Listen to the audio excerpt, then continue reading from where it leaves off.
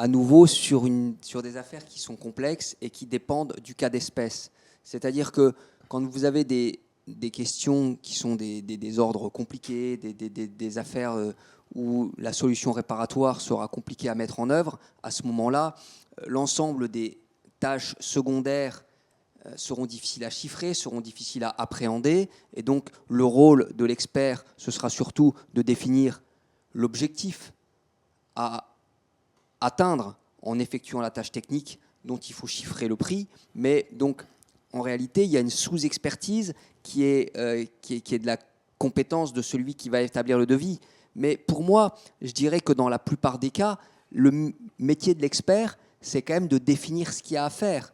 Le chiffrage des opérations, effectivement, on peut la renvoyer. L'idéal est effectivement d'obtenir ce que M. Hovsepian vient de proposer, c'est que d'obtenir des parties qu'elles réussissent à se rapprocher elles-mêmes de professionnels qui effectuent le chiffrage des opérations à réaliser. Mais pour moi, si on veut que l'expertise conserve une valeur, et encore, je parle des expertises au quotidien, des choses où on peut respirer, pas forcément des choses extrêmement compliquées, des 0,1% des expertises, mais si on fait appel à un expert, je prends un exemple simple,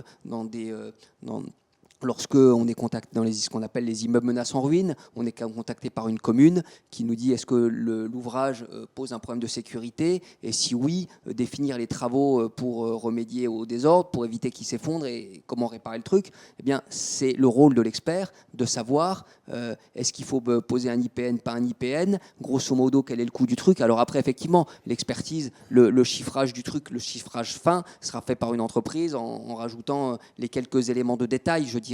Mais il me semble que 80% des opérations et du coût des opérations doit être appréhendé par l'expert lui-même, et ça ne fait que renforcer la valeur de son expertise. Le chiffrage fin peut être et doit sans doute être envoyé des entreprises, mais à mon avis, il ne faut pas confondre les deux.